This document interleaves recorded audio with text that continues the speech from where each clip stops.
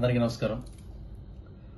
October 3 ఈ గురువారం తిరుపతిలో పవన్ కళ్యాణ్ గారు సనాతన ధర్మ పరిరక్షణ మీద వారాహి సభ నిర్వహించబోతున్నారు.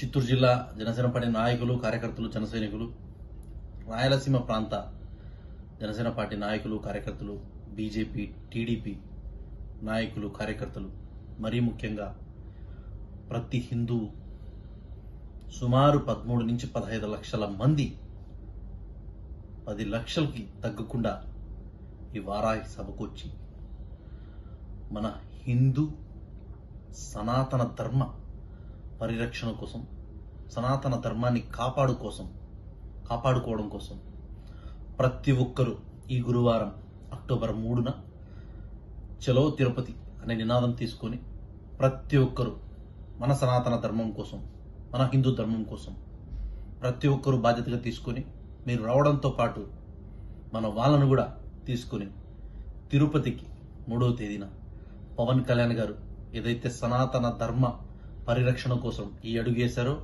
ఆయనకు మనమందరూ కూడా వెనక నిలబడుతూ ఆయనకు మనం బలాన్ని ఇస్తూ ఆయన్ని సనాతన ధర్మ పరిరక్షించే విధంగా ఆయనకు మనం అందరూ బలం చేకూర్చే విధంగా ఈ అక్టోబర్ 3న వారాహి సభను ప్రపంచంలో ఇప్పటి వరకు ఏ సభ జరగనటువంటి విధంగా నిర్వహిస్తే ఖచ్చితంగా అది మనం సనాతన ధర్మానికి, హిందూ ధర్మానికి మనం ఒక గౌరవం ఇచ్చుకున్నట్టు, దాన్ని రక్షించుకున్నట్టు.